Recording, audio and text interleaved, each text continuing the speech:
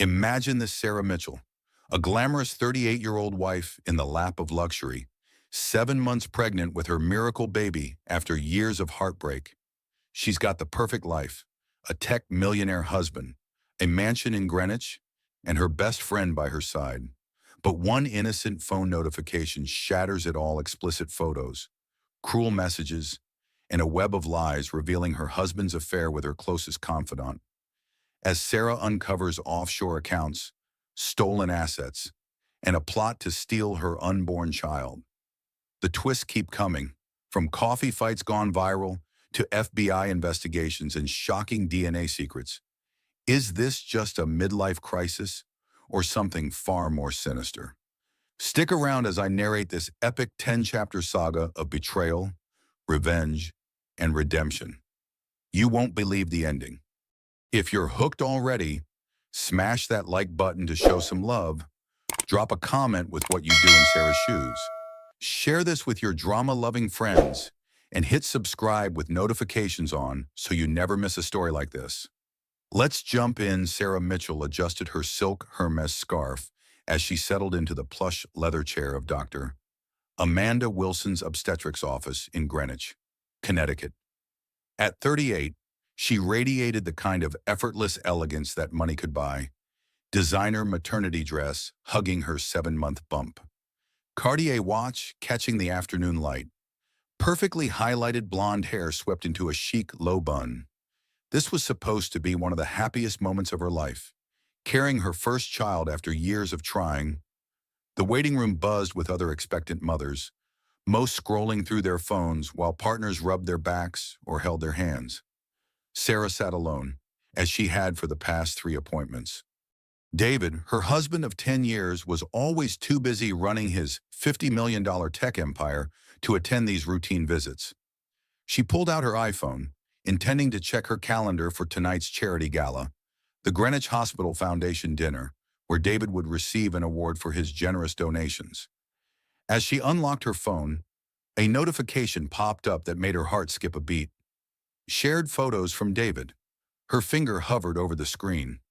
They had set up shared iCloud albums years ago for convenience, but David rarely used it. Curiosity got the better of her. Sarah tapped the notification.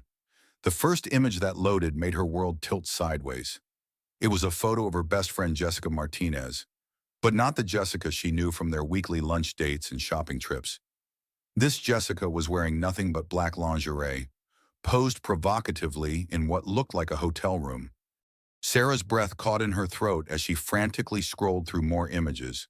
Dozens of them, all featuring Jessica in various states of undress, some clearly taken in intimate moments. But it was the messages that destroyed her completely. David's voice, recorded and sent through the album. "God, I can't wait to leave Sarah and start our real life together. This baby was such a mistake.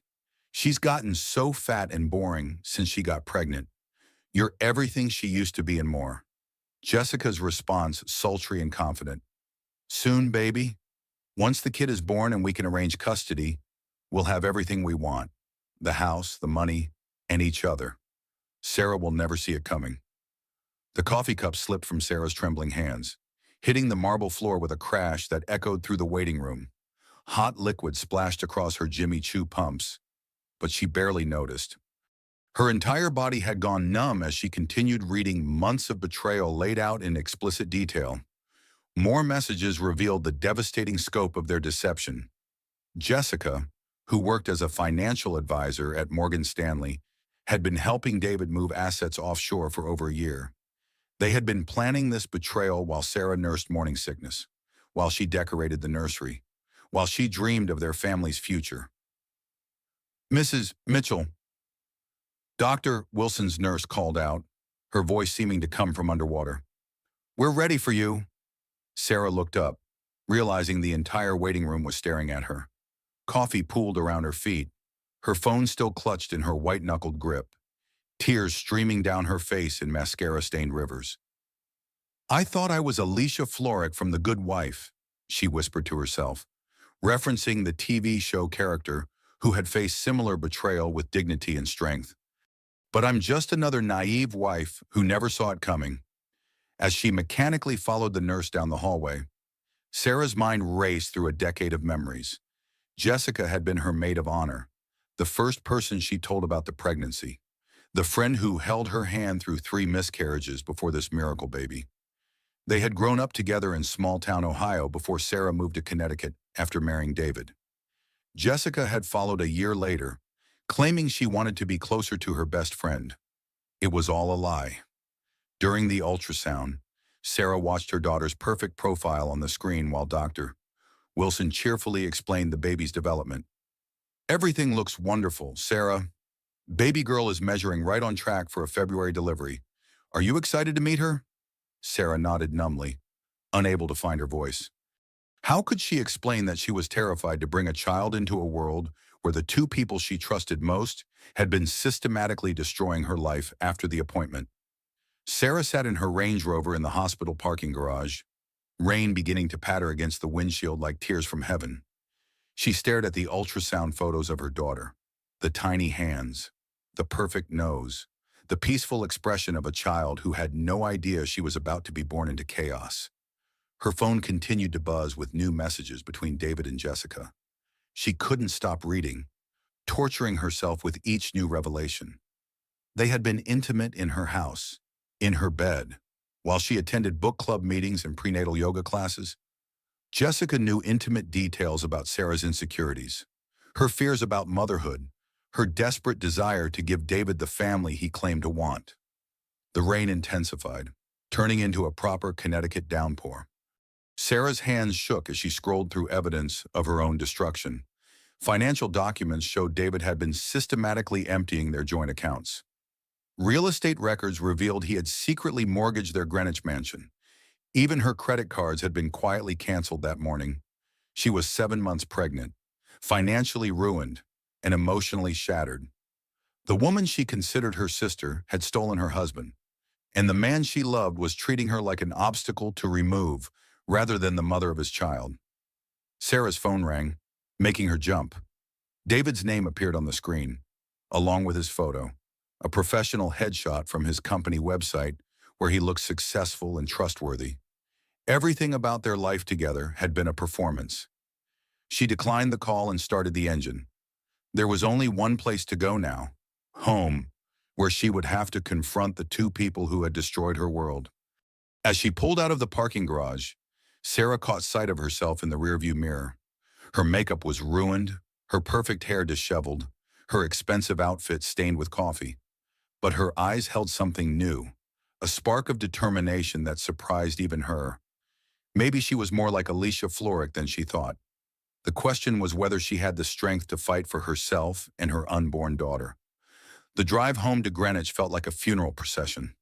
Every familiar landmark, the country club where she and David had their engagement party, the boutique where Jessica helped her pick out maternity clothes, the restaurant where the 3 of them celebrated last New Year's Eve, now felt like crime scenes of her own naivety. As Sarah turned into their circular driveway, her heart dropped to her stomach. Jessica's red BMW was parked right next to David's Porsche, as if she already lived there, as if Sarah was the intruder in her own home. The betrayal was complete, but Sarah's story was just beginning. Sarah sat in her car for several minutes, engine off, staring at Jessica's BMW like it was a venomous snake coiled in her driveway. Through the expansive windows of their Georgian colonial mansion, she could see movement in David's home office, shadows dancing against the warm light of the room where she had often brought him coffee during late-night work sessions. The rain had stopped, but dark clouds still threatened overhead, matching Sarah's mood perfectly. She gathered her courage and walked toward the house, using her key to enter through the mudroom rather than the grand front entrance. If she was going to catch them in the act, she needed the element of surprise. The sound of laughter drifted from David's office as Sarah slipped off her heels and padded silently across the marble foyer. Her heart hammered against her ribs so hard she worried it might wake the baby, who had been unusually active since the shocking discovery at the doctor's office. "I can't believe she still doesn't know," Jessica's voice carried clearly down the hallway.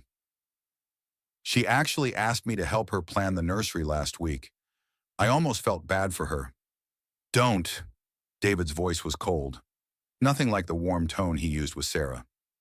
She made this easy by being so trusting. Did you get the Bermuda account set up? All done.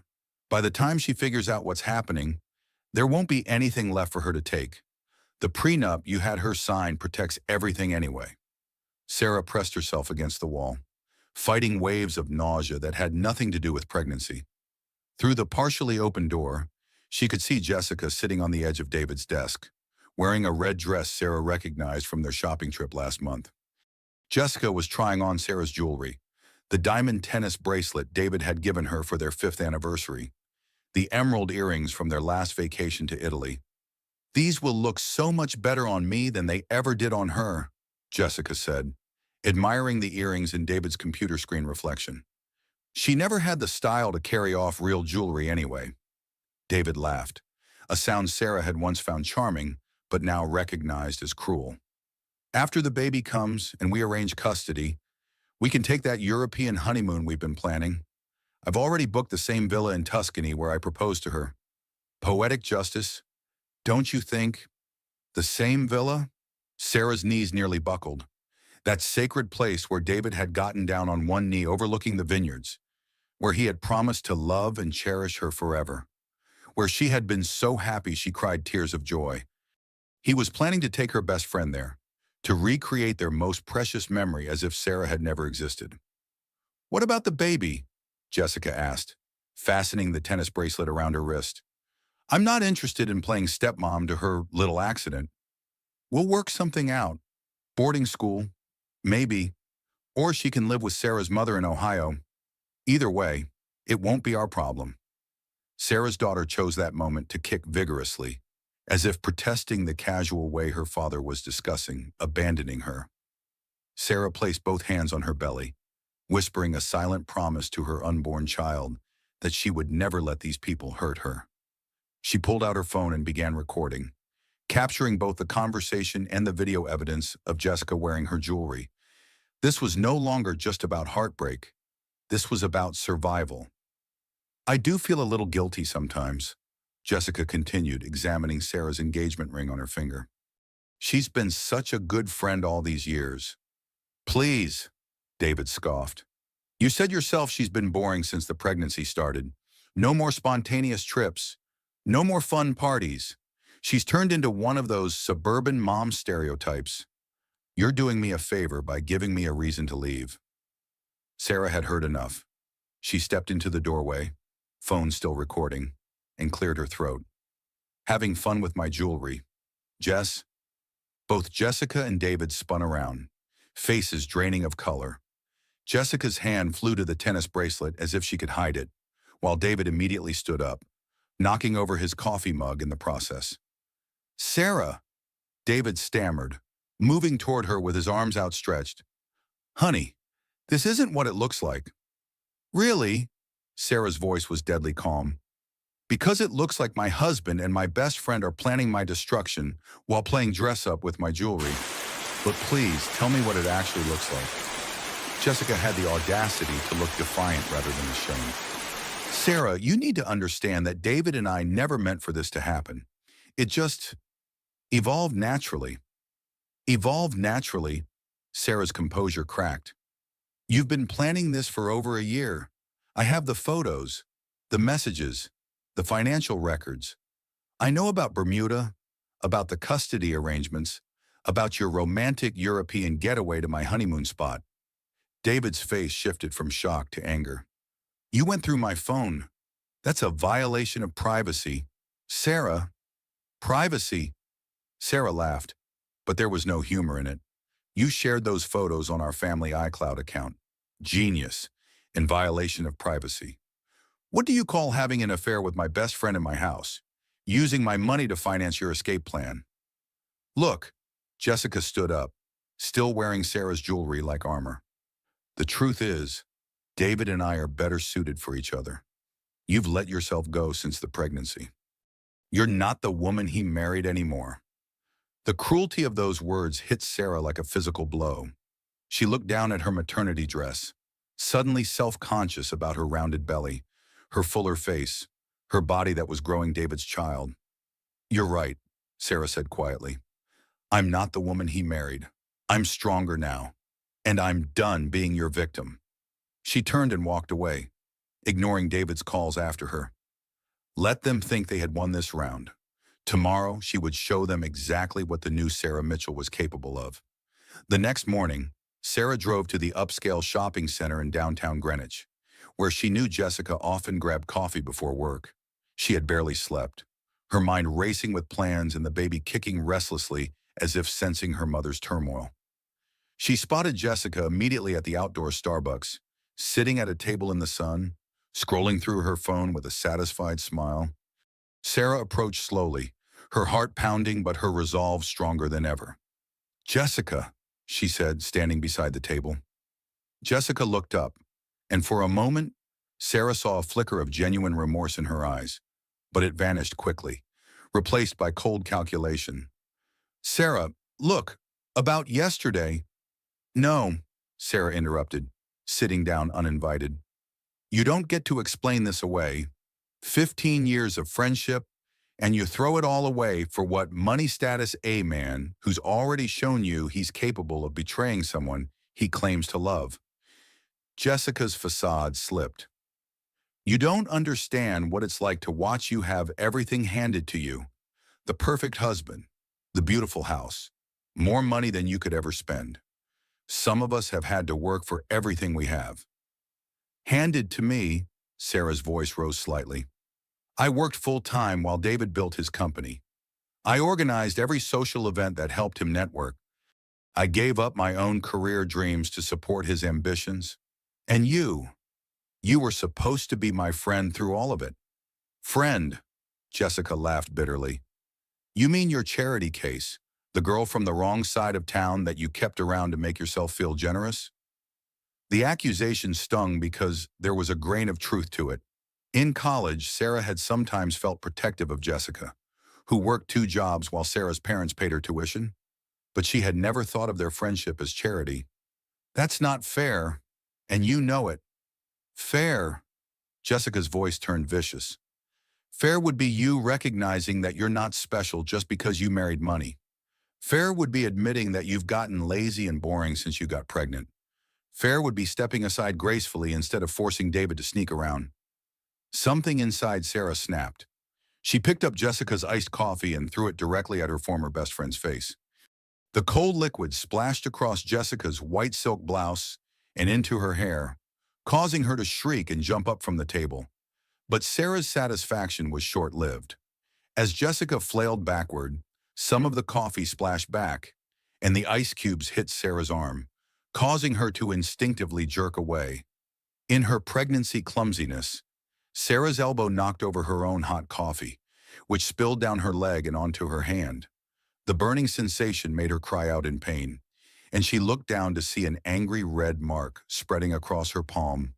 Around them, other cafe patrons had their phones out, recording what would become the infamous Greenwich socialite coffee fight that would plague Sarah for months to come. "You crazy psycho," Jessica screamed, her carefully styled hair dripping with iced coffee. "You could have hurt your baby. What kind of mother are you going to be?" The comment hit Sarah harder than the burn on her hand. She looked around at the crowd of people filming her public breakdown and realized she had just given David and Jessica exactly what they needed. Evidence that she was unstable, unfit to be a mother, dangerous. As Jessica stormed off, muttering about pressing charges, Sarah sat alone at the coffee-stained table, holding her burned hand and watching strangers post videos of her lowest moment to social media.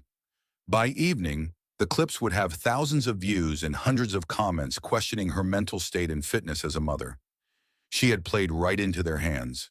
But as Sarah drove home, nursing her burned hand and her wounded pride, her phone rang with an unexpected call. Dr. Patricia Morrison, Manhattan's most exclusive couples therapist, was calling to confirm an appointment David had apparently booked for them. "Mrs. Mitchell, I have you and your husband down for tomorrow at 2 p.m. I understand you're working through some marital difficulties." For a moment, Sarah felt a flicker of hope. Maybe David did want to save their marriage. Maybe the whole scene with Jessica had been some kind of midlife crisis that therapy could fix. Yes, she heard herself saying, we'll be there. That night, David came home with flowers and apologies, swearing the affair was over and begging for another chance. For the first time in days, Sarah allowed herself to believe that maybe, just maybe, they could rebuild their family before the baby arrived. She had no idea that David was already planning to use every word she said in therapy against her in court. Dr. Patricia Morrison's Manhattan office screamed understated wealth, Persian rugs, floor-to-ceiling bookshelves filled with leather-bound volumes, and a view of Central Park that probably cost more per month than most people's annual salaries. Sarah sat in the buttersoft leather chair, her hands folded protectively over her belly, while David positioned himself strategically across the room near the window. I'm glad you both decided to seek help, Dr. Morrison began, her voice professionally warm but detached. She was exactly what Sarah expected from Manhattan's elite therapy circles. Impeccably dressed, expensively educated, and charging $800 per hour to fix rich people's problems. I love my wife, David said, his voice breaking with what sounded like genuine emotion. This whole situation with Jessica got out of hand, but I'm committed to our marriage and our family. Sarah wanted to believe him.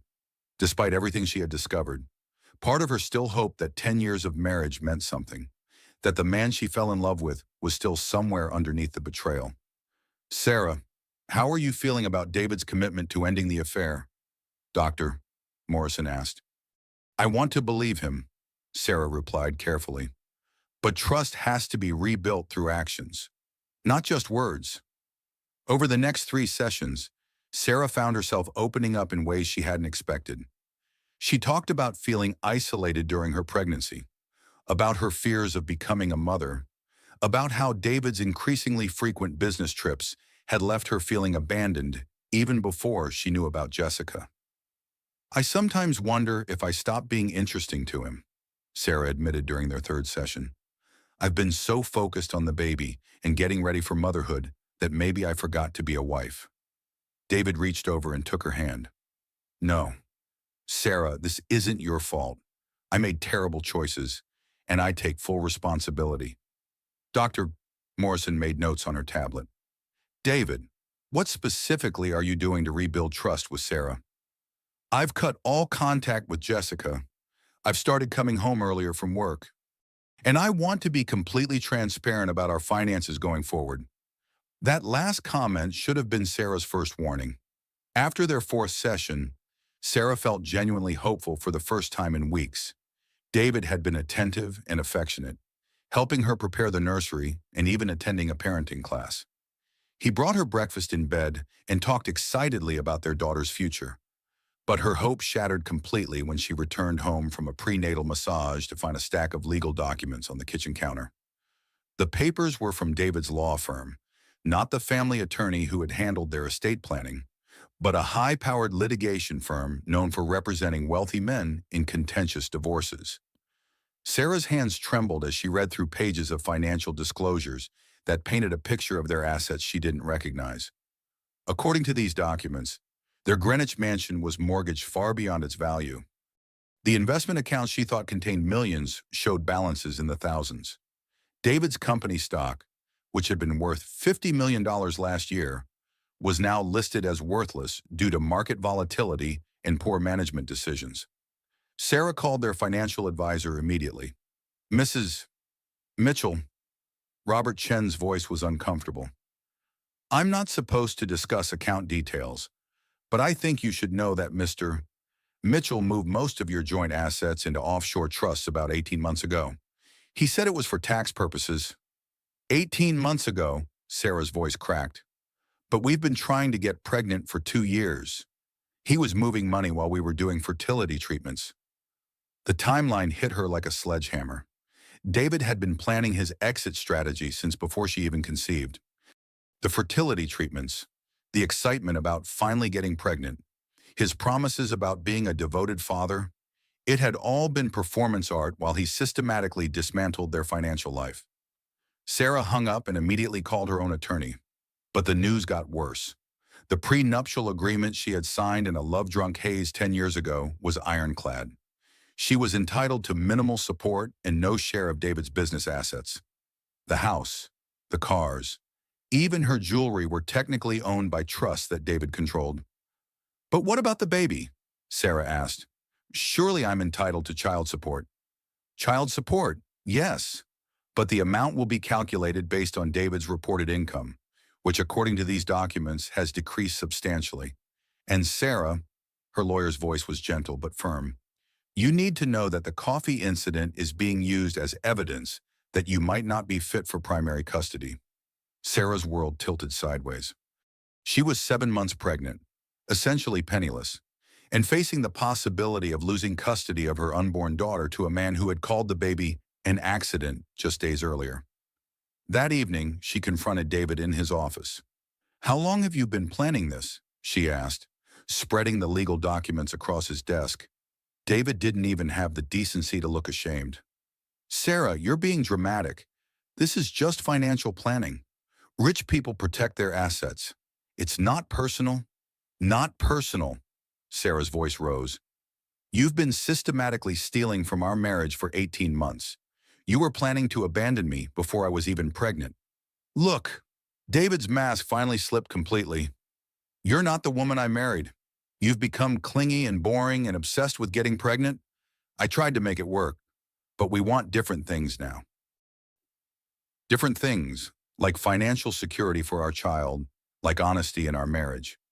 I've set aside money for child support. You'll be fine." "How much money, David?" His silence spoke volumes. "The therapy sessions," Sarah realized with growing horror. "You've been recording them, haven't you? Building a case that I'm unstable?" David's slight smile confirmed her worst fears. "Dr. Morrison is very thorough in her documentation. Your emotional volatility has been well documented." Sarah felt the baby kick hard against her ribs, as if her daughter was protesting the injustice of it all. The stress of the confrontation was causing contractions, not real labor, but Braxton Hicks contractions that made her double over in pain. "Sarah," David's voice changed, sounding almost concerned. "Are you okay?" "No," Sarah gasped, clutching her belly as another contraction hit. "I'm not okay, and neither is your daughter." She made it to her car before the next contraction hit, this one strong enough to take her breath away. Sarah drove herself to Greenwich Hospital, calling her obstetrician on the way. "I'm having contractions every 5 minutes," she told Dr. Wilson's answering service. "I'm 30 weeks pregnant." At the hospital, Sarah was hooked up to monitors that showed her blood pressure dangerously elevated and contractions that were too regular for comfort. Dr. Wilson arrived within an hour, her face grave as she reviewed the readings. "Sarah, we need to stop this labor. You're under enormous stress, and your body is responding by trying to deliver the baby early. We're going to give you medications to stop the contractions and steroids to help develop the baby's lungs, in case we can't stop them." As Sarah lay in the hospital bed, IV in her arm and monitors beeping around her, she watched Eat, Pray, Love on her tablet through tears. Elizabeth Gilbert's journey of self-discovery after her own devastating divorce felt like a roadmap for survival. "I won't let them break me," Sarah whispered to her unborn daughter. "Whatever it takes, I'm going to protect you." But even as she made that promise, Sarah's phone buzzed with a text from David. "In Bermuda on emergency business. We'll be back when the medical situation is resolved." He wasn't even pretending to care anymore. While Sarah fought to keep their daughter safe inside her womb, David was setting up bank accounts in a country with no extradition treaty. Her mother arrived from Ohio that night, taking a red-eye flight and showing up in the hospital room with fierce determination and a bag full of homemade cookies. "Mom," Sarah sobbed into her shoulder, "I've lost everything." "No, honey," her mother said firmly.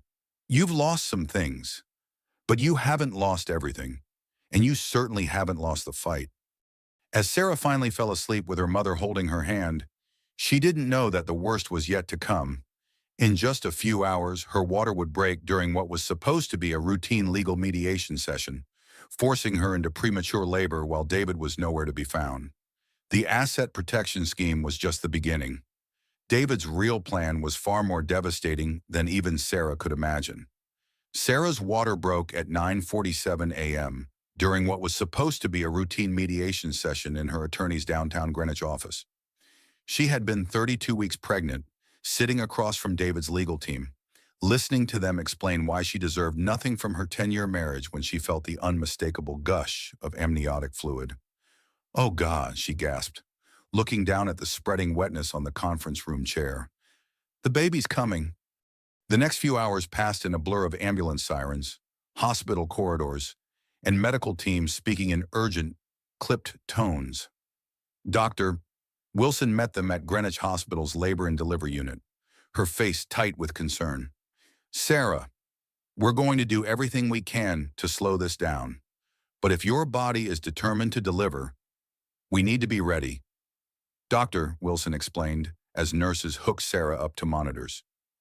32 weeks isn't ideal, but babies born at this stage have excellent survival rates with proper care. David was supposedly on a business emergency in Bermuda. At least that's what his assistant told the hospital when they called. Sarah labored alone except for her mother, who had stayed in Greenwich after Sarah's previous hospital scare. "Where is he?" Sarah panted between contractions. "His daughter is being born, and he's setting up bank accounts in the Caribbean." Her mother held her hand, fury radiating from every line of her face. "Focus on the baby. Sweetie, David will have to live with missing this moment for the rest of his life." Emma Rose Mitchell entered the world at 11:23 p.m., weighing 4 pounds 2 ounces, with a cry that was surprisingly strong for such a tiny baby. She was immediately whisked away to the neonatal intensive care unit, leaving Sarah exhausted and empty-armed. "She's beautiful, Sarah," Dr. Wilson said gently. "Her lungs are functioning well, and all her vital signs are strong. She's a fighter, just like her mother." David showed up 3 days later, reeking of alcohol and sporting a tan that made Sarah's blood boil. He stumbled into the NICU wearing a wrinkled suit and designer sunglasses, clearly still drunk from whatever Caribbean celebration he'd been enjoying while his daughter fought for life in an incubator. "There's my little princess," he slurred, swaying slightly as he looked at Emma through the clear plastic walls of her isolette. Several nurses exchanged concerned glances. "Sir, I'm going to need you to step out," the head NICU nurse said firmly. "We don't allow visitors who appear to be under the influence." "Under the influence?" David laughed loudly, causing other parents in the NICU to turn and stare. "I'm celebrating my daughter was born 3 days ago," Sarah said quietly from her wheelchair. "Your daughter was born 3 days ago, and you were too busy with Jessica in Bermuda to care." David's face darkened. "Don't start with me, Sarah. I was handling business that will secure our daughter's future." "Our daughter's future?" Sarah gestured toward the tiny baby surrounded by wires and monitors. "Her future is right here, fighting for every breath while you were living it up on the beach with your mistress." "That's enough," David snapped, his public mask slipping completely. "You're being hysterical, as usual." "Shuri." What Sarah didn't know was that David's drunken NICU outburst was being recorded by security cameras and witnessed by a room full of medical professionals who would later testify that he showed no appropriate emotional response to his premature daughter's condition. The next week brought a legal nightmare that made Sarah's financial devastation look simple by comparison. David filed for emergency custody of Emma, claiming that Sarah's documented mental instability made her an unfit mother. The petition cited the coffee shop incident, complete with social media videos and witness statements from other customers. It referenced Dr. Morrison's therapy notes, which had been subpoenaed and painted Sarah as emotionally volatile and potentially dangerous. Most damaging of all, it included security footage from the hospital showing Sarah becoming hysterical and confrontational during David's NICU visit. "They're claiming you're a threat to Emma's safety," Sarah's attorney explained during an emergency meeting. "David's team is arguing that the stress of your custody could harm the baby's development." "But she's my daughter," Sarah protested. "I've been at her bedside every day since she was born. I'm the one who learned how to change her diaper around IV lines. who holds her for hours during skin-to-skin contact. David has visited twice in 2 weeks. The legal system doesn't always reflect reality, her attorney warned, especially when one party has unlimited resources and the other is struggling financially. The media attention made everything worse. Connecticut's social media exploded with the story of the Greenwich socialite's public breakdown. Gossip blogs picked up the narrative, painting Sarah as an unstable gold digger who had trapped a successful businessman with an unwanted pregnancy. Greenwich Millionaire's pregnant wife's public meltdown caught on camera. Read the headline on Greenwich Today, a local blog that specialized in society gossip. The article included stills from the coffee shop video, making Sarah look crazed and dangerous. The comments section was brutal. "She looks psychotic in that video. I wouldn't trust her with a pet, let alone a baby." Classic gold digger trying to secure her meal ticket with a pregnancy. Glad the husband figured it out. Feel sorry for that poor baby. Hope the dad gets custody before she hurts the kid. Sarah's world had shrunk to the NICU, where she spent 18 hours a day holding Emma, pumping breast milk, and learning to navigate the maze of machines keeping her daughter alive. The other NICU parents became her only source of support, particularly Maria Santos, a single mother whose son Diego had been born at 28 weeks. "The first few weeks are the hardest," Maria told Sarah one night as they both sat in the pumping room at 3 a.m. "But these babies are stronger than anyone gives them credit for, and so are their mothers." Maria worked 2 jobs to support Diego and had no family nearby, but she somehow managed to maintain a positive attitude that Sarah envied. "How do you do it?" Sarah asked. "How do you stay strong when everything is falling apart?" "Because giving up isn't an option," Maria replied simply. "These babies need us to be warriors, not victims. You can fall apart later, after she's home safe."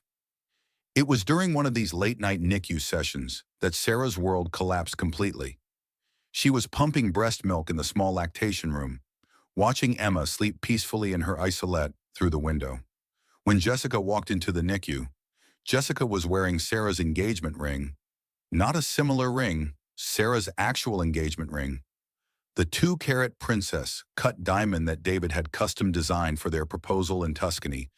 Sarah would recognize it anywhere, down to the tiny flaw in the stone that made it unique. "What are you doing here?" Sarah stood up so quickly that the breast pump tubing tangled around her feet. Jessica smiled, the same warm smile she had worn throughout 15 years of friendship. "I came to meet my stepdaughter," she said, as if it were the most natural thing in the world. "Stepdaughter." Sarah's voice rose, causing other parents to look over with concern. "David and I are engaged," Jessica announced, holding up her left hand so the ring caught the harsh, fluorescent lighting. "We wanted to tell you in person rather than let you find out from someone else." Sarah stared at her engagement ring on Jessica's finger and felt something inside her break completely. This wasn't just betrayal anymore. This was psychological warfare designed to destroy her utterly. "You can't be serious," Sarah whispered. "Your stepdaughter. She's my daughter. Mine. I'm the one who carried her, who's been here every day since she was born.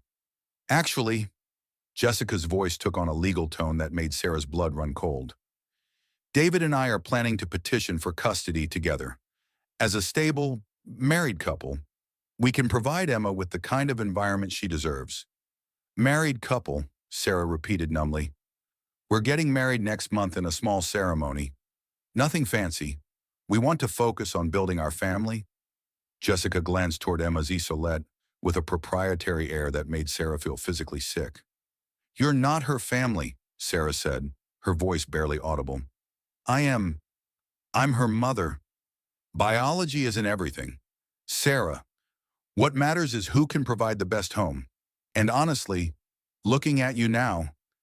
Jessica's eyes took in Sarah's unwashed hair, her milk-stained hospital scrubs, her exhausted face.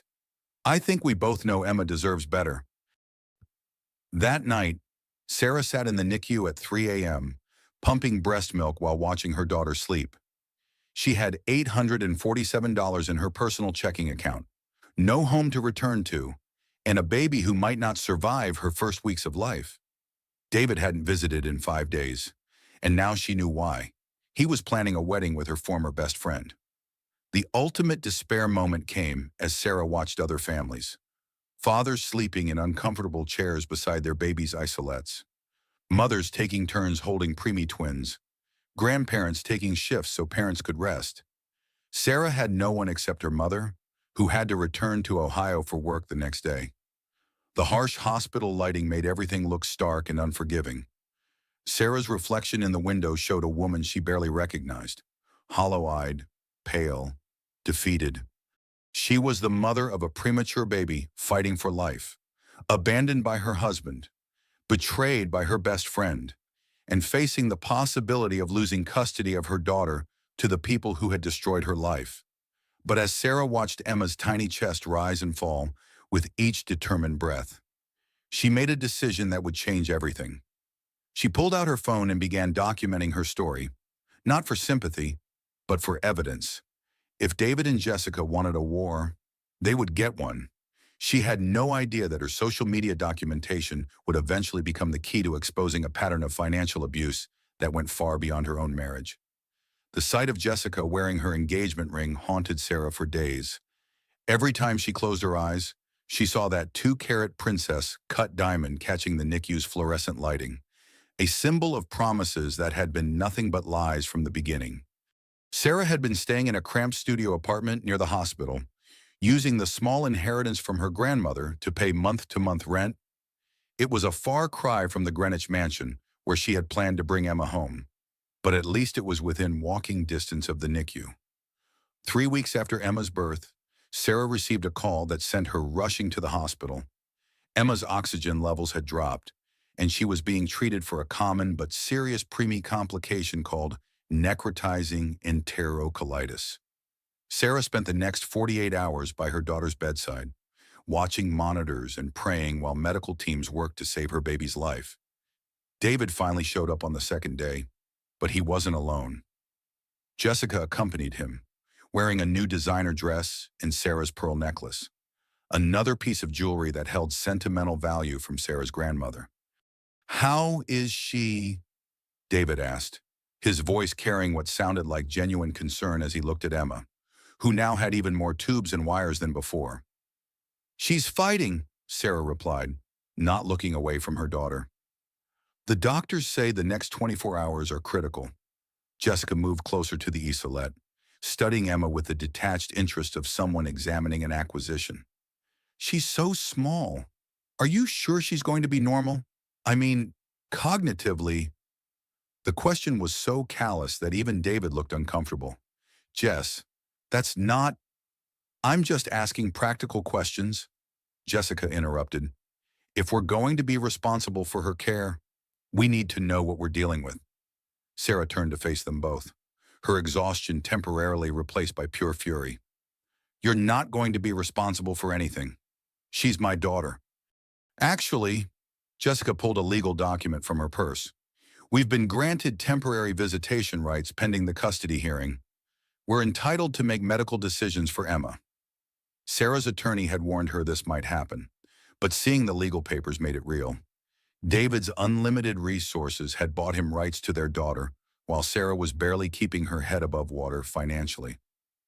"And Sarah," David's voice took on the patronizing tone she had come to hate, "Jessica and I want to discuss something with you."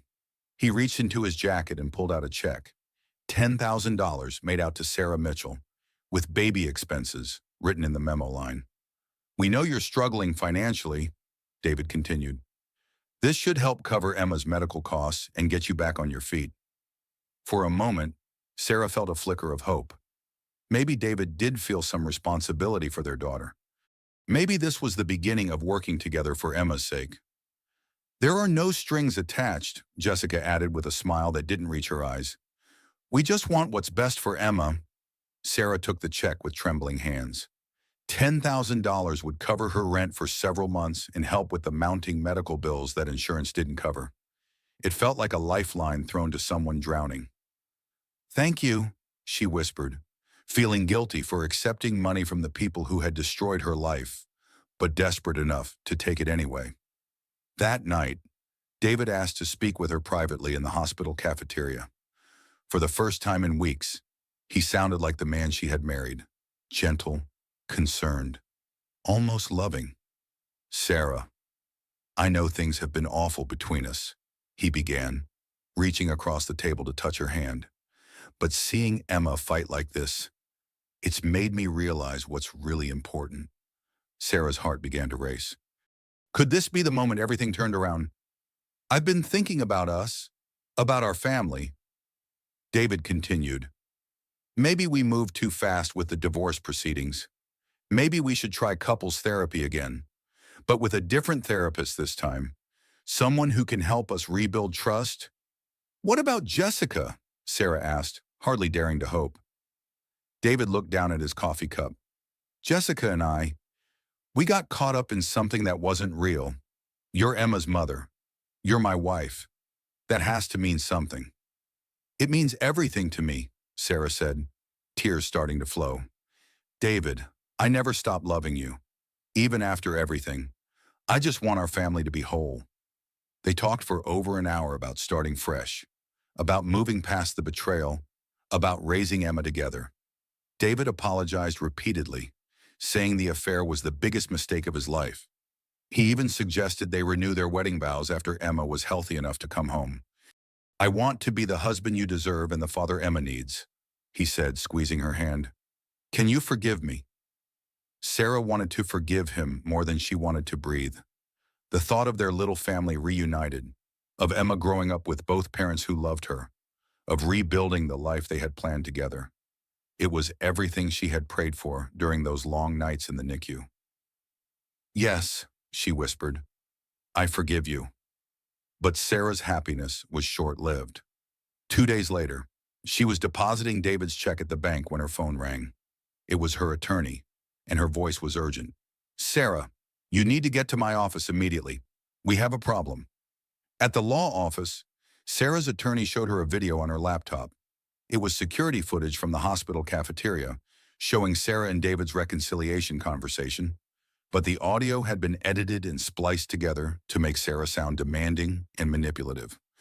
In the edited version, Sarah appeared to be threatening David, demanding money in exchange for access to Emma, and blackmailing him with the affair scandal.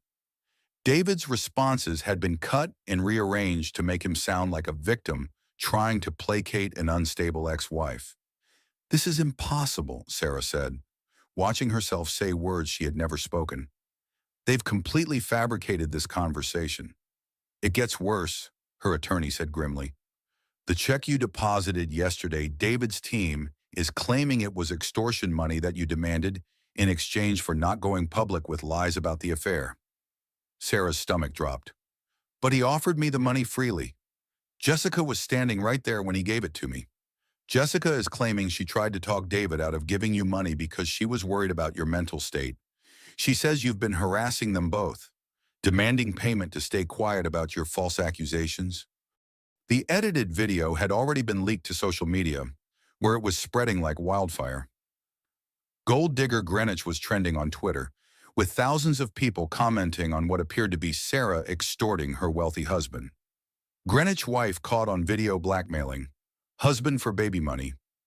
Read the headline on multiple gossip blogs. The comments were vicious. "This woman is absolutely disgusting, using her sick baby to manipulate money out of her ex-husband. Hope this video gets her thrown in jail for extortion. That poor man just wants to move on with his life. She's obviously mentally ill. Thank God the dad is fighting for custody." Sarah's TikTok account, which she had started to document her story, was flooded with hate comments and death threats. Her Instagram was hacked and filled with pornographic images. Her email was overwhelmed with messages calling her everything from a gold digger to a psychopath. The edited video made national news, with cable TV legal experts debating whether Sarah could be prosecuted for extortion. Her face was plastered across gossip websites and social media platforms, always with the most unflattering screenshots from the security footage. But the final blow came when Sarah returned to the NICU that evening. The head nurse pulled her aside with an uncomfortable expression. "Mrs. Mitchell, I need to inform you that your visitation privileges are being temporarily suspended pending a review by hospital administration. What why? We've received complaints about your behavior and concerns about your emotional stability. Until the legal situation is resolved, Mr. Mitchell and Ms. Martinez will be Emma's primary approved visitors. Sarah watched through the NICU windows as Jessica held her daughter for the first time. Wearing Sarah's grandmother's pearl necklace and the engagement ring that symbolized promises David had never intended to keep. Jessica was bottle-feeding Emma with the breast milk Sarah had pumped just hours earlier. That night, Sarah sat in her tiny studio apartment, scrolling through the endless stream of hate comments and feeling more alone than she had ever felt in her life. Her phone rang, and for a moment she hoped it might be David calling to explain that this was all a misunderstanding. Instead, it was her landlord. Mrs. Mitchell, I'm sorry to do this, but I'm going to need you to vacate the apartment by the end of the week. I've been getting calls all day from people who saw you on the news, and I can't have that kind of attention on my property. Sarah hung up and realized she was about to become homeless while her premature daughter was in the hospital, fighting for her life. She had been systematically destroyed by people who were supposed to love her, and now she couldn't even afford a place to live. But as Sarah stared at the hate comments flooding her social media accounts, she noticed something the trolls hadn't picked up on. In the background of several photos Jessica had posted to Instagram, Sarah could see medical equipment and hospital room numbers. Jessica was documenting her visits to Emma and inadvertently creating a timeline that didn't match the story she was telling in court. Sarah began screenshotting everything, building her own evidence file. If David and Jessica wanted to play dirty, she would learn their game and beat them at it. She didn't know it yet, but her careful documentation would eventually expose a network of financial predators that stretched far beyond her own marriage. Sarah's mother arrived from Ohio on a red-eye flight with nothing but a carry-on bag and a fierce determination to save her daughter and granddaughter. Linda Mitchell had raised Sarah alone after her father's death when Sarah was 12, working double shifts as a nurse to pay for Sarah's college education. She had never liked David, though she had kept her concerns to herself during the marriage. "You're coming home with me," Linda announced when she found Sarah crying in the hospital parking garage after being banned from the NICU. "Pack whatever you have. We're driving to Cleveland tonight." "I can't leave Emma," Sarah protested. "She needs me." "Emma needs a mother who's strong enough to fight for her," Linda replied firmly. "Right now, you're drowning. Come home, get your bearings, and then we'll figure out how to win this war." The drive from Connecticut to Ohio felt like a funeral procession. Sarah's entire life fit into the back of her mother's Honda Civic, a suitcase of clothes, a box of Emma's preemie outfits that she had never gotten to use, and a laptop computer that contained the only evidence she had of David's systematic destruction of their marriage. Cleveland was a shock after Greenwich. Linda lived in a modest ranch house in Parma, a working-class suburb where the biggest drama was usually about snow removal or high school football. Sarah's childhood bedroom had been converted into a craft room, so she found herself sleeping on a pull-out couch in the converted garage that her mother had turned into a small apartment for extra income. The garage was insulated and heated, but it was still a far cry from the 5,000-square-foot mansion where Sarah had planned to raise Emma. The contrast was so stark it made Sarah laugh through her tears, from Greenwich socialite to garage dweller in the span of 3 months. "I know it's not what you're used to," Linda said apologetically as they set up the pull-out bed. "But it's clean and warm, and you can stay as long as you need to." "Mom, it's perfect," Sarah said. And surprisingly, she meant it. For the first time in months, she felt safe. The next morning, Sarah called the NICU to check on Emma. The nurse's report was cautiously optimistic. Emma was gaining weight steadily and breathing more on her own. She might be ready to come home in another month, assuming she continued to improve. "When she's discharged, where will she be going?" Sarah asked. "That will depend on the custody arrangements," the nurse replied carefully. "We'll need legal documentation of who has guardianship before we can release her." Sarah hung up and realized she had a month to figure out how to win custody of her daughter from a man with unlimited resources and no conscience. Sitting in her mother's garage apartment, wearing Target pajamas instead of designer clothes. She felt completely powerless. That's when Maria Santos called. "Sarah, it's Maria from the NICU. I hope you don't mind that I got your number from the hospital directory." Maria. Sarah was surprised how happy she was to hear from her NICU friend. "How's Diego?" "He's doing great, actually. But I'm calling about you. I saw what happened on the news. And I want you to know that every parent in that NICU knows it's all lies. We've been watching you with Emma every day for weeks. You're a devoted mother. And anyone who says otherwise is either blind or being paid to lie." The validation from someone who had witnessed her daily devotion to Emma brought tears to Sarah's eyes. "Thank you. I needed to hear that." "There's something else," Maria continued. "My cousin Elena is a therapist who specializes in helping women recover from narcissistic abuse. She's been following your story and thinks she might be able to help. Would you be willing to talk to her?" Dr. Elena Rodriguez turned out to be exactly what Sarah needed. A bilingual therapist who worked primarily with Latina women escaping domestic violence, but who had extensive experience with financial abuse in all communities. She operated out of a community center in Cleveland's diverse Clark Fulton neighborhood, charging on a sliding scale that made therapy accessible to working-class women. "Financial abuse is one of the most effective tools of control," Dr. Rodriguez explained during their first session. "It's designed to make you feel powerless and dependent. But Sarah, you're not powerless. You're just operating in a system that's rigged against you." Over the following weeks, Dr. Rodriguez helped Sarah understand the patterns of manipulation that had defined her marriage, the isolation from friends and family, the gradual erosion of her financial independence, the gaslighting that made her question her own perceptions and memories. David didn't suddenly become abusive when he started the affair. Dr. Rodriguez explained. The affair was just the final stage of a control system he'd been building for years. Think about it. When did you stop having your own bank account? When did you stop working? When did you stop making decisions without consulting him first? Sarah began to see her marriage clearly for the first time. David had systematically isolated her from her support systems, made her financially dependent, and then used that dependence to control her behavior. The affair with Jessica wasn't a midlife crisis. It was the culmination of a decade-long plan. "But why?" Sarah asked. "Why go through all that trouble if he didn't want to be married to me? Why not just get divorced years ago? Control addicts don't want to lose their supply." Dr. Rodriguez replied, "You represented status, domesticity, and admiration. Jessica represents excitement and adventure. In his mind, he should be able to have both without consequences." Dr. Rodriguez recommended several books that opened Sarah's eyes to the reality of her situation. Why Does He Do That? By Lundy Bancroft helped her understand the psychology of abusive men. The Gift of Fear by Gavin DeBecker taught her to trust her instincts about dangerous situations. Meanwhile, Sarah started working remotely for a small marketing company owned by a college friend who was willing to pay her $15 an hour to manage social media accounts for local businesses.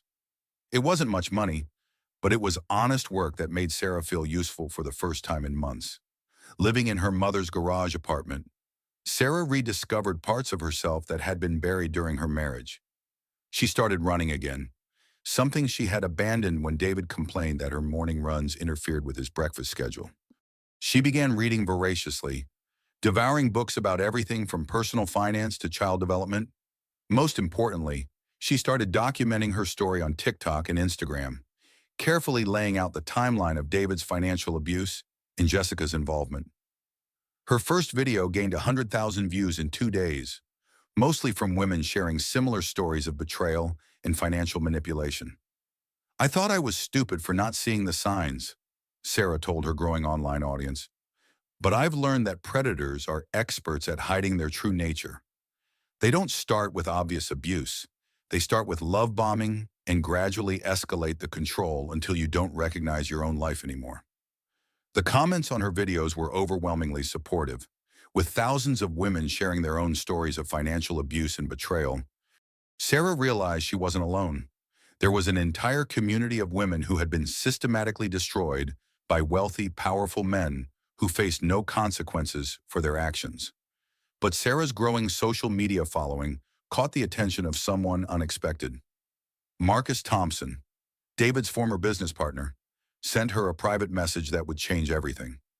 "Sarah, I've been watching your videos, and I think there's something you need to know about David. What happened to you isn't isolated. He's done this before, to other women, other business partners. I have evidence, but I need to know if you're willing to fight back." Sarah video called Marcus that night, speaking to him for the first time since David had forced him out of their company 2 years earlier. Marcus was a soft-spoken engineer who had co-founded the tech company with David in college. He had been pushed out when he questioned some of David's financial decisions. "David has a pattern," Marcus explained. "He targets successful women, isolates them through marriage or business partnerships, gains control of their assets, then destroys them when they're no longer useful. You're the third wife I know of, and there have been several female business partners who've been destroyed the same way." "Third wife?" Sarah's voice cracked. "What do you mean, third wife?" "Sarah, David was married twice before he met you. Both marriages ended with the women financially ruined and publicly humiliated. I have documentation of everything. Court records, financial documents, testimonies from his previous victims." Sarah felt the familiar sensation of her world tilting sideways. David had told her he had been married once before, briefly, in college. He had never mentioned a second marriage, and certainly not a pattern of destroying women. "Why didn't you come forward before?" Sarah asked. "I tried," Marcus said sadly. "I reached out to his second wife, Catherine, but she was too traumatized to speak publicly. David's legal team had destroyed her so completely that she was afraid to even acknowledge the marriage had happened. But Sarah, your social media presence has given us something we never had before, a platform to tell the truth." That night, Sarah lay on the pull-out couch in her mother's garage, staring at the ceiling and processing the revelation that she was part of a pattern of abuse that stretched back years. David wasn't just a cheating husband. He was a serial predator who had perfected the art of destroying women's lives.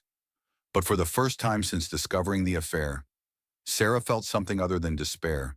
She felt angry, and anger, she was learning, could be a powerful motivator for change. Her phone buzzed with a text from Marcus. "David is planning to flee the country with Jessica and the money he's stolen. We have about 2 weeks to stop him." Sarah sat up in bed, her mind racing. Emma was scheduled to be discharged from the NICU in exactly 2 weeks. If David disappeared with Jessica and their stolen assets, Sarah would never see her daughter again. The garage apartment suddenly felt less like rock bottom and more like a launching pad for the fight of her life. Marcus Thompson arrived in Cleveland on a gray November morning, carrying a briefcase that looked like it belonged in a spy movie. Sarah met him at a coffee shop near her mother's house, nervous about seeing David's former business partner for the first time since the company Christmas party 2 years ago. Marcus looked older than she remembered, his brown hair now streaked with gray and deep lines around his eyes that spoke of stress and sleepless nights. But when he smiled at Sarah, she saw the same kind, intelligent man who had always been David's moral compass, until David had decided he didn't need a conscience anymore. "Thank you for meeting me," Marcus said, sliding into the booth across from her. "I know this must be overwhelming." "Tell me about the other women," Sarah said without preamble. "I need to know what I'm dealing with." Marcus opened his briefcase and pulled out a thick folder. David's first wife was named Jennifer Walsh. They married right after college in 1995. Jennifer had inherited a small trust fund from her grandparents, about $200,000, which was a fortune to David back then. He showed Sarah copies of divorce records, court filings, and newspaper articles. The pattern was eerily familiar: a whirlwind romance, a quick marriage, gradual financial control, and then a devastating divorce that left Jennifer with nothing. Jennifer tried to fight back, but David's legal team painted her as an unstable alcoholic. She lost everything and eventually moved to Oregon to start over. She works as a cashier at a grocery store now. The second wife, Catherine Chen, had been a successful real estate developer in San Francisco when she met David in 2003. She owned several properties worth millions and had a thriving business.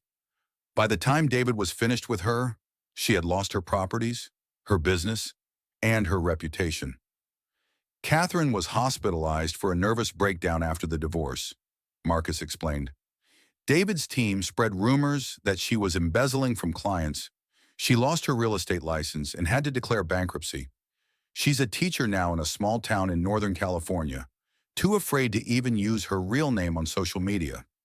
Sarah stared at the photos of these women, both attractive, successful, confident in their prime, then broken and hollowed out after their encounters with David. She saw her own future in their faces. "How did you get all this information?" Sarah asked. "I've been documenting David's behavior for years," Marcus replied. "I knew eventually he would go too far, and I wanted to be ready. But Sarah, what's happening to you is different from the others." "How so?" "You're fighting back publicly. Jennifer and Catherine were destroyed privately. Their reputations ruined in their professional circles, but not nationally. David made a mistake by allowing your story to go viral. It's given us a platform that we never had before." Marcus pulled out another folder, this one containing financial documents that made Sarah's head spin. Bank records, wire transfer receipts, incorporation papers for shell companies in countries she'd never heard of.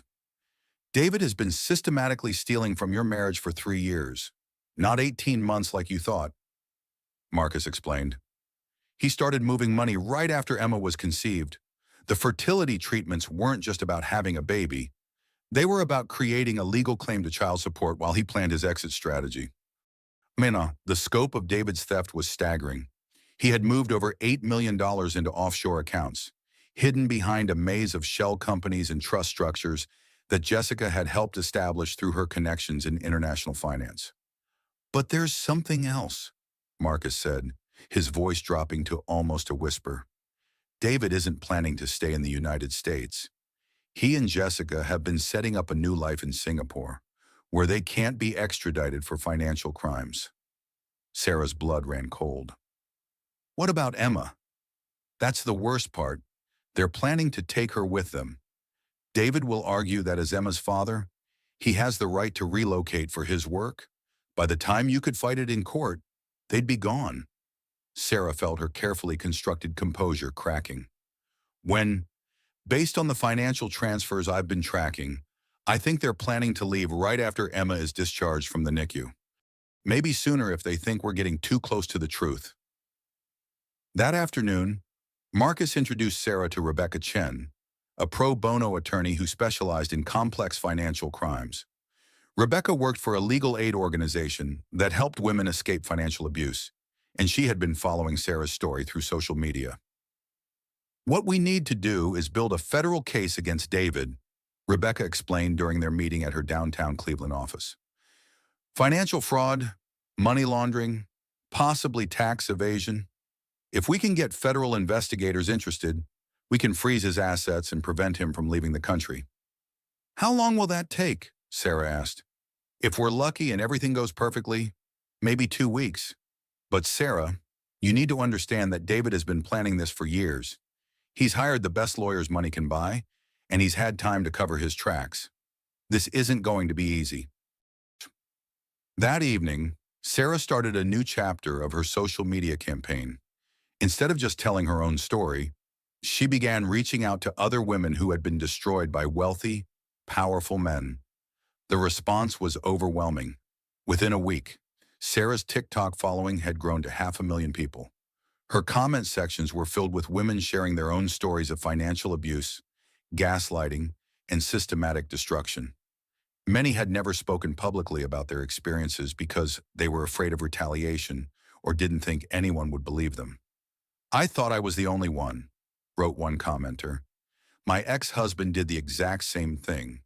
Love bombing, isolation, financial control, then complete destruction when I tried to leave. Thank you for making me feel less alone." Sarah realized she had accidentally created a support network for women who had survived narcissistic abuse.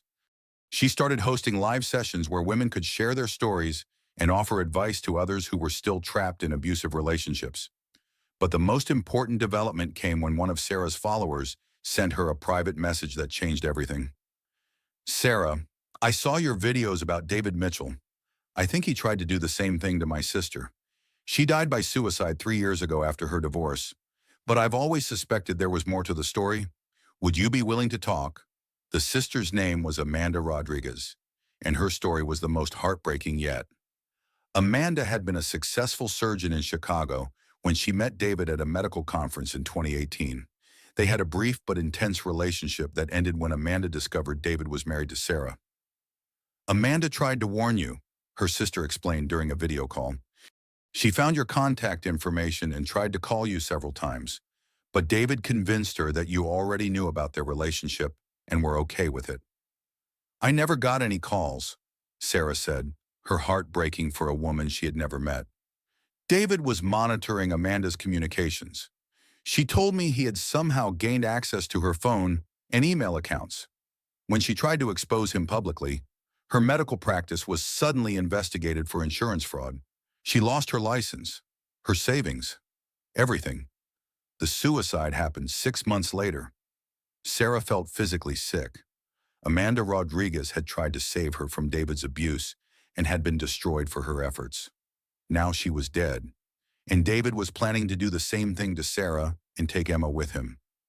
I have Amanda's journals, her sister continued.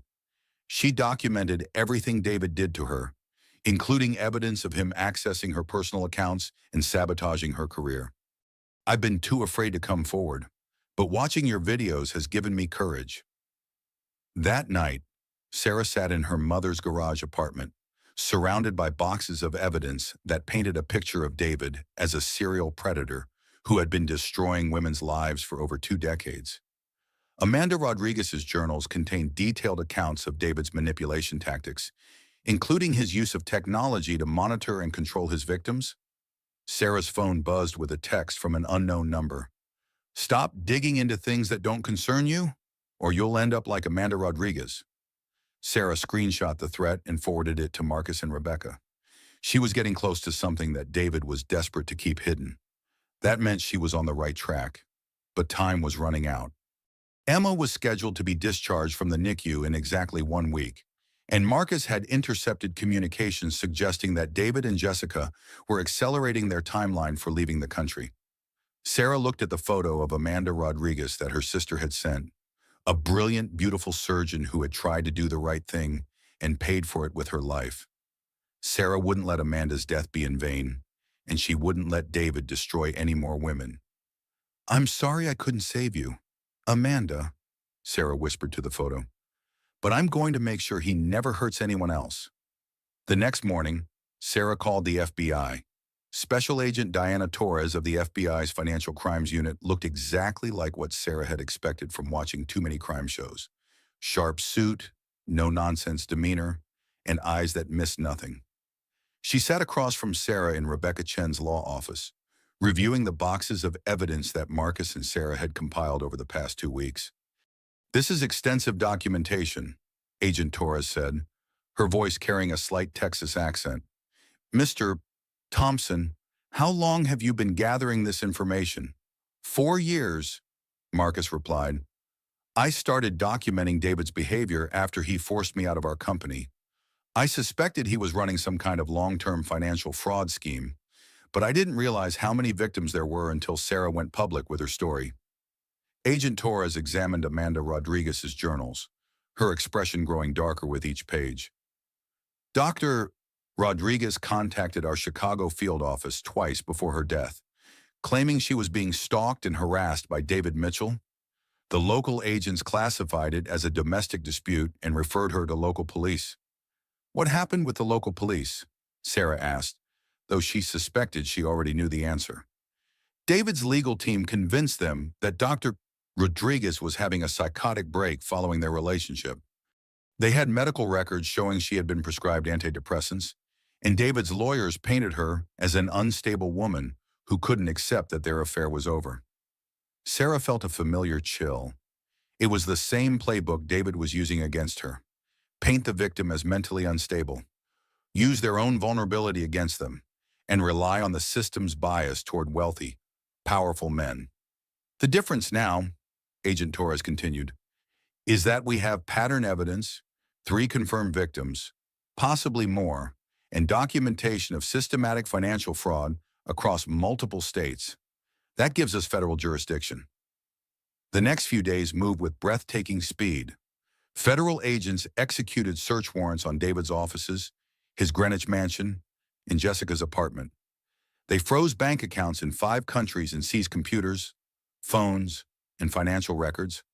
Sarah watched the news coverage from her mother's living room, feeling surreal as CNN reported on the Connecticut Tech Millionaire financial fraud investigation. David's company's stock collapsed as investors learned about the federal investigation. Jessica was arrested at her office, let out in handcuffs while news cameras captured every moment, but David was nowhere to be found. "He's definitely in Singapore," Agent Torres told Sarah during a conference call. "We tracked him through customs records and credit card usage. He flew out 3 days ago on a private jet." "What about Emma?" Sarah's voice was tight with panic. "Can he try to take her out of the country, not without your consent or a court order, which he won't get now that he's a fugitive?" "But Sarah, you need to understand that extradition from Singapore is complicated. It could take months or even years to bring him back to face charges." Sarah didn't care about months or years. She cared about the next week, when Emma would finally be strong enough to leave the NICU. After 7 weeks of fighting for her life, Sarah's daughter was ready to come home, and Sarah was going to make sure that home was with her. The media attention brought unexpected benefits. Sarah's social media following exploded to over 2 million across all platforms, and she started receiving speaking requests from organizations that help domestic violence survivors. More importantly, the publicity attracted the attention of other David Mitchell victims who had been too afraid to come forward. "Sarah Mitchell gave me the courage to tell my story," said Catherine Chen during a live television interview. "I thought I was the only one. I thought I was crazy, but seeing her fight back showed me that we don't have to accept being destroyed by these predators." Sarah used her platform to connect survivors with resources, therapists who specialized in narcissistic abuse, attorneys who worked pro bono for domestic violence victims, financial advisors who helped women rebuild after economic abuse. "This isn't just about my story anymore," Sarah told her followers during a live stream. "This is about creating a support network for all of us who've been systematically destroyed by people who were supposed to love us." With some of David's assets frozen and recovered, Sarah was able to move from her mother's garage into a modest but comfortable 2-bedroom apartment in Cleveland Heights. It was nothing like the Greenwich mansion, but it had everything she and Emma needed: a safe nursery, a kitchen where Sarah could cook healthy meals, and a living room where she could work on her growing advocacy platform. Emma's homecoming was covered by local news as a feel-good story. The premature baby who had survived 7 weeks in the NICU was finally going home with her mother, who had fought for custody against overwhelming odds. Sarah carried Emma out of the hospital in a pink onesie that read, "Survivor." And for the first time in months, she felt genuinely happy. But the happiness was overshadowed by devastating news from Singapore. David had been found dead in his luxury hotel suite, apparently from a drug overdose. Singapore police found evidence of cocaine and prescription pills, along with a suicide note claiming he couldn't live with the shame of his actions. "I'm sorry for the pain I've caused." The note read, "Sarah, please raise Emma to be better than me. Marcus, you were right about everything. Jessica, you deserve better than what I've become." Sarah felt conflicted about David's death. Part of her was relieved that she wouldn't have to spend years fighting him in court for custody of Emma. But part of her had wanted him to face consequences for Amanda Rodriguez's death and all the other women he had destroyed. Jessica pleaded guilty to financial fraud charges and received a reduced sentence in exchange for cooperating with federal investigators and helping them recover stolen assets. She was sentenced to 3 years in federal prison and ordered to pay restitution to David's victims. During her sentencing hearing, Jessica finally showed genuine remorse. "I want to apologize specifically to Sarah Mitchell and her daughter Emma," she said through tears. "I was so blinded by greed and jealousy that I participated in destroying the life of someone who had been nothing but kind to me. I'll spend the rest of my life trying to make amends." Sarah chose not to attend the sentencing. She was too busy building her new life to waste time on the people who had tried to destroy her. 1 year after Emma's birth, Sarah was invited to speak at a congressional hearing about financial abuse and the need for stronger protections for domestic violence survivors. She testified about how easily wealthy abusers could hide assets offshore and use expensive legal teams to destroy their victims. Financial abuse is domestic violence, Sarah told the House Judiciary Committee. When someone systematically isolates you from resources and uses money as a weapon of control, they are committing a crime that should be prosecuted as seriously as physical violence. Sarah's advocacy work led to job offers from several nonprofit organizations, but she decided to start her own consulting firm, helping women rebuild their finances after escaping abusive relationships. Phoenix Financial Recovery launched with Sarah as CEO and Marcus as her technology partner. We're not just helping women balance their checkbooks, Sarah explained to a reporter from Forbes. We're helping them reclaim their economic independence and build lives that can't be destroyed by someone else's greed or cruelty. Emma thrived in Cleveland, growing into a happy, healthy toddler who had no memory of her dramatic early weeks. Sarah chose to tell her age-appropriate versions of the truth, that her daddy had made some bad choices, but that didn't mean he didn't love her, and that sometimes families look different than what people expect. As Sarah tucked Emma into bed on her first birthday, she reflected on how much their lives had changed. A year ago, she had been a desperate woman fighting for her daughter's life in a NICU, abandoned by her husband and betrayed by her best friend. Now she was a successful entrepreneur with a platform to help other women, raising a healthy daughter in a home filled with love and security. "Thank you for making me strong enough to fight for us," Sarah whispered to Emma as her daughter drifted off to sleep. But as Sarah cleaned up from Emma's birthday party, she noticed a woman she didn't recognize standing at the edge of her property, watching the house. The woman made no move to approach, but something about her intense stare made Sarah uncomfortable. When Sarah looked again a few minutes later, the woman was gone, but she had left something behind. A manila envelope tucked under Sarah's car windshield wiper. Sarah's hands trembled as she opened the manila envelope in her kitchen after putting Emma to bed. Inside was a thick packet of legal documents, photographs, and what appeared to be DNA test results. The cover letter was handwritten in careful script. "Mrs. Mitchell, my name is Patricia Wilson. I was David Mitchell's first wife, not Jennifer Walsh, who was actually his second wife. I've been following your story and believe you deserve to know the truth about Emma's paternity and the real scope of David's crimes. Please call me. We need to talk." Patricia. Sarah's mind reeled as she processed this information. Marcus had told her about Jennifer Walsh and Catherine Chen, but he had never mentioned a Patricia Wilson. If this woman was telling the truth, then David had been married 4 times, not 3, and his pattern of destroying women went back even further than anyone had realized. The DNA test results made Sarah's legs give out. She collapsed into a kitchen chair, staring at the documents that proved Emma was not David's biological daughter. According to the lab report, Emma's father was Marcus Thompson. Sarah's phone rang, making her jump. The caller ID showed a number she didn't recognize. "Sarah, this is Patricia Wilson. I left the envelope for you. I know this is a shock, but I need to explain everything before you hear it from someone else." "Emma isn't David's daughter." Sarah's voice came out as a whisper. "No, she's not. And Sarah, I don't think her conception was an accident. I believe Jessica Martinez deliberately sabotaged your birth control as part of a larger plan to destroy your marriage and gain access to David's assets." Patricia's story was more disturbing than anything Sarah had imagined.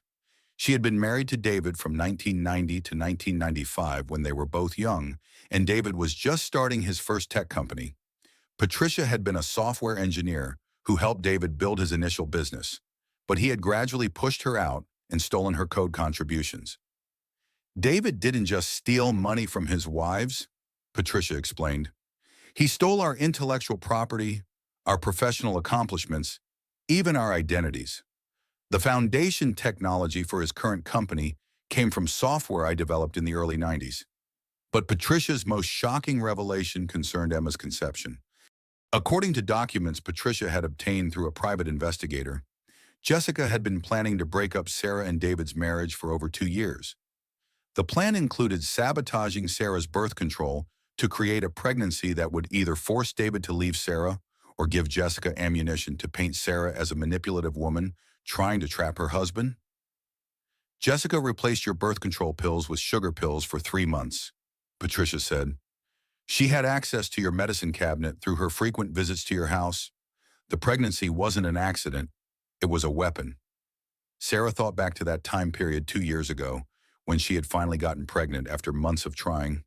She remembered being surprised by how quickly it happened after so many failed attempts. She also remembered that Jessica had been especially helpful during that time, bringing Sarah prenatal vitamins and often helping organize her medication. But the DNA test, Sarah said, looking at the papers again. How is Marcus Emma's father? Patricia's voice became gentle. Sarah, do you remember the weekend in Martha's Vineyard about 9 months before Emma was born? You and David were fighting about starting a family, and you went to that marriage retreat. Sarah did remember. It had been a difficult weekend where she and David had met with a marriage counselor and other couples struggling with fertility issues. Marcus had been there with his girlfriend at the time, working through their own relationship problems. Marcus and I have stayed in touch over the years, Patricia continued. He told me about that weekend, how you and David had a terrible fight on the second night and David stormed out. Marcus found you crying by the pool. The memory came flooding back. David had accused Sarah of being obsessed with getting pregnant and said maybe they should take a break from trying. Sarah had been devastated, and Marcus had found her sobbing in the dark by the retreat center's pool. He had sat with her for hours, talking about dreams and disappointments and the complexities of love. One thing had led to another. Sarah had been vulnerable and heartbroken, and Marcus had been kind and understanding. They had spent one night together, both knowing it was a mistake, but both needing comfort that their partners weren't providing. I never told David, Sarah whispered. Marcus and I agreed it was a mistake that couldn't happen again. I know, Patricia said gently. But Jessica knew. She had been monitoring your communications, probably through spyware on your phone. She knew about your night with Marcus, and she used that information to time the birth control sabotage perfectly. The pieces of the puzzle fell into place with sickening clarity. Jessica had engineered Sarah's pregnancy, knowing that the timing would make it unclear whether David or Marcus was the father. If the baby was David's, Jessica could use the pregnancy to argue that Sarah was trying to trap him. If the baby was Marcus's, Jessica could use that information to destroy Sarah's marriage and reputation. Jessica planned all of this, Sarah said, her voice filled with a mixture of rage and awe at the scope of the manipulation. She sabotaged my birth control, knowing I had been with Marcus. She was creating a situation where she could destroy me no matter what happened. And it almost worked, Patricia agreed. But Sarah, there's something else you need to know. Jessica is pregnant. Sarah's blood turned to ice. What? She conceived while she was with David in Singapore. She's about 3 months along now, and she's planning to claim that David's death has left her as a single mother who deserves access to his estate for her child's sake. The cruelty was breathtaking. Jessica had destroyed Sarah's family, participated in driving David to suicide, and now she was planning to use her own pregnancy to claim the assets she had helped steal. Jessica has been in contact with David's estate lawyers from federal prison, Patricia continued. She's arguing that her unborn child should inherit David's recovered assets since Emma isn't his biological daughter. She's planning to challenge Emma's inheritance on the grounds that Sarah committed paternity fraud. Sarah hung up the phone and sat in her kitchen, processing the revelation that her entire understanding of the past 2 years had been wrong. Emma wasn't the product of a marriage that had gone wrong. She was the result of a calculated plan to destroy that marriage. And now Jessica was trying to use David's death and her own pregnancy to steal what little Sarah had managed to recover. But as Sarah looked at the DNA test results again, she realized something that Patricia might not have considered. Marcus Thompson wasn't just Emma's biological father. He was also Sarah's business partner and one of the few people who had consistently supported her throughout the nightmare with David. Sarah had been so focused on the shock of Emma's paternity that she hadn't considered the positive implications. Marcus was a good man who had already shown he cared about Emma's well-being. He had risked his own safety to help expose David's crimes, and he had been building a business with Sarah based on mutual respect and shared values. Maybe this revelation wasn't the disaster it seemed to be. Maybe it was an opportunity for Emma to have a father who would actually love and protect her. Sarah called Marcus immediately. "Marcus, I need to tell you something, and I need you to sit down." After she explained everything Patricia had told her, Marcus was quiet for a long moment. "Emma is my daughter," he finally said, his voice filled with wonder rather than panic. "Are you okay with that?" Sarah asked. "Sarah, Emma is the most beautiful, perfect little girl I've ever seen. If she's my daughter, then I'm the luckiest man in the world. The question is, are you okay with me being her father? Marcus, you've been more of a father to her already than David ever was. You fought to protect her when David was planning to abandon her. You helped me build a life where I could take care of her. If the DNA test is right, then Emma has been lucky to have you as her father all along." But their conversation was interrupted by breaking news on Sarah's phone. Jessica Martinez had escaped from federal prison during a medical transport to treat complications with her pregnancy. She was considered armed and dangerous, and federal marshals were conducting a manhunt. Sarah's blood ran cold as she realized that Jessica was free, desperate, and had nothing left to lose. And she knew exactly where Sarah and Emma lived. Sarah's hands shook as she dialed 911, watching the news report about Jessica's escape scroll across her phone screen. The local police arrived within minutes, followed by federal marshals who had been tracking Jessica's movements since her escape 12 hours earlier. "Ms. Mitchell, we have reason to believe Jessica Martinez is heading toward Cleveland," Marshal Jennifer Hayes explained as her team swept through Sarah's apartment.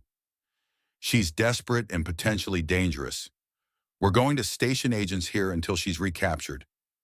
Sarah clutched Emma closer, her daughter oblivious to the danger as she played with a stuffed animal Marcus had brought her.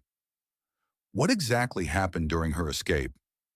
She overpowered a prison guard during transport to the hospital for pregnancy complications, Marshal Hayes replied grimly.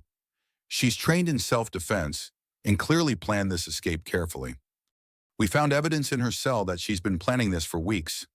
Marcus arrived within an hour, having driven from Chicago the moment Sarah called him. He took one look at the federal agents stationed around Sarah's apartment and immediately went into protective mode. "We're not staying here," he declared. "It's too exposed, too predictable. Sarah, pack whatever you and Emma need for a few days. We're going somewhere. Jessica can't find us." They ended up in a safe house provided by the federal marshals, a nondescript ranch home in a quiet suburb an hour outside Cleveland. Sarah, Emma, and Marcus spent the next 3 days in protective custody while law enforcement agencies across the Midwest searched for Jessica. During those 3 days, Sarah and Marcus had the most honest conversations of their lives. They talked about the night at Martha's Vineyard, about their growing feelings for each other over the past year, and about what it meant for Emma to be Marcus's biological daughter. "I loved her before I knew she was mine," Marcus told Sarah as they watched Emma take her first tentative steps across the safe house living room. "And I've been falling in love with her mother for longer than I care to admit." "Marcus, I don't want you to feel obligated because of the DNA test," Sarah replied. "Emma and I have built a good life. We don't need rescuing." "I know you don't need rescuing," Marcus smiled. "That's one of the things I love about you. You're not the same woman who was married to David. You're stronger, more independent, more sure of yourself. I'm not trying to rescue you. I'm asking if you want to build a life together as partners." Their conversation was interrupted by Marshal Hayes' radio crackling with urgent updates. Jessica had been spotted at Cleveland Hopkins Airport, attempting to board a flight to Mexico using a stolen identity. "We've got her," Marshal Hayes announced after a tense hour of radio chatter. "Jessica Martinez is in custody. The immediate threat is over." But the capture of Jessica revealed the final pieces of a puzzle that was even more complex than anyone had imagined. During her interrogation, Jessica broke down and confessed to a plan that had been years in the making. "I never loved David," she admitted to federal investigators. "I was working with a network of people who target wealthy men for financial fraud. We identify men with assets, place someone close to them to gain their trust, then systematically steal everything they have." Jessica revealed that she had been recruited by Patricia Wilson, the same Patricia Wilson who had contacted Sarah with information about Emma's paternity. Patricia wasn't actually David's first wife. She was the leader of a sophisticated fraud ring that had been operating for over a decade. Patricia Wilson is a con artist who's stolen millions from wealthy men across the country, Agent Torres explained to Sarah during a debriefing session. She recruits women like Jessica to infiltrate wealthy social circles and identify targets. David wasn't a predator. He was a victim who got caught in a web of manipulation that destroyed his ability to trust anyone. The revelation turned everything Sarah thought she knew upside down. David hadn't been a serial abuser of women. He had been repeatedly victimized by a criminal organization that specialized in financial fraud and psychological manipulation. The other wives Marcus had told her about were either fellow victims or part of the fraud ring itself. Jennifer Walsh was another victim, Agent Torres continued. Catherine Chen was working with Patricia's organization. Amanda Rodriguez discovered the fraud and was murdered to keep her quiet. It wasn't suicide. Sarah felt sick as she realized the scope of the deception. Patricia Wilson had used Sarah's own story to manipulate her, feeding her false information to turn her against David, while positioning herself to claim his assets through a complex legal scheme. "The DNA test Patricia showed you was fake," Agent Torres explained. "Emma is David's biological daughter. Marcus, I'm sorry, you were used as well." Patricia needed to create doubt about Emma's paternity to support Jessica's claim to David's estate. Marcus took the news with characteristic grace. "I may not be Emma's biological father, but I still want to be her father in every way that matters," he told Sarah. "If you'll let me." The final confrontation came at the Cleveland Federal Courthouse, where Patricia Wilson was arrested as she attempted to file legal documents claiming David's estate on behalf of her criminal organization. She had been posing as a paralegal and had gained access to sensitive legal proceedings involving David's asset recovery. Sarah watched through bulletproof glass as Patricia was led away in handcuffs, marveling at how normal the woman looked. She appeared to be in her 50s, well-dressed and professional, nothing like the criminal mastermind she actually was. "How many people has she hurt?" Sarah asked Agent Torres. "We're still investigating, but we think Patricia's organization has targeted at least 30 wealthy men over the past 15 years. The total stolen assets are probably in the hundreds of millions." Jessica received an additional 10 years in prison for her escape and her role in the broader fraud conspiracy. She also provided crucial testimony that helped federal investigators dismantle Patricia's entire criminal network. During Jessica's final sentencing hearing, she asked to speak directly to Sarah. "I know you have no reason to forgive me," Jessica said, her voice barely audible. "But I want you to know that everything I felt for you as a friend was real. I got recruited into something I didn't understand, and by the time I realized how evil it was, I was in too deep to get out without destroying my own life." Sarah chose not to respond directly, but she felt a complicated mix of emotions. Jessica had been both perpetrator and victim, manipulated by Patricia's organization, but still responsible for the choices she made. 1 year after Patricia Wilson's arrest, Sarah stood in the offices of Phoenix Financial Recovery, watching her team of counselors and financial advisors help women rebuild their lives after economic abuse. The company had grown to serve clients across the Midwest and had partnerships with domestic violence organizations in 12 states. Emma, now 2 years old, played in the office daycare while Sarah worked. She was a bright, happy child who had no memory of the chaos surrounding her birth. Marcus had legally adopted her after he and Sarah married in a small ceremony attended by their families and the NICU nurses who had helped save Emma's life. "Mama work?" Emma asked, toddling over to Sarah's desk with a picture she had colored. "Mama's helping other mamas," Sarah explained. lifting Emma into her lap. Just like people helped us when we needed it. Sarah's story had become a case study in business schools and law enforcement training programs. Her experience showed how sophisticated criminal organizations could destroy lives while hiding behind the appearance of domestic disputes and business disagreements. But the most important lesson, Sarah believed, was about the power of community and truth-telling. I survived because I refused to be silenced, Sarah told audiences at the domestic violence conferences where she now spoke regularly. Predators rely on shame and isolation to control their victims. When we speak truth publicly and support each other, we take away their power. As Sarah put Emma down for her afternoon nap in the office daycare, she reflected on how different her life was from what she had imagined 3 years ago. She was no longer the Greenwich socialite married to a tech millionaire. Instead, she was an entrepreneur, advocate, and mother building a life based on truth, resilience, and genuine love. Her phone buzzed with a notification from her TikTok account, which now had over 5 million followers. A woman in Seattle had posted a video crediting Sarah's story with giving her the courage to leave an abusive marriage and seek help. Sarah Mitchell showed me that survival isn't just possible, it's powerful, the woman said through tears. I'm not just escaping my abuser. I'm building a life he can never touch. Sarah smiled as she read similar comments from women around the world who had found strength in her story. This was the real victory, not just surviving David and Jessica's betrayal, but transforming that survival into a force for positive change. But as Sarah settled in to review financial reports for Phoenix Financial Recovery, she noticed an unusual email in her inbox. The sender was listed as a friend, and the subject line read, "You saved my life. Now I need to save yours."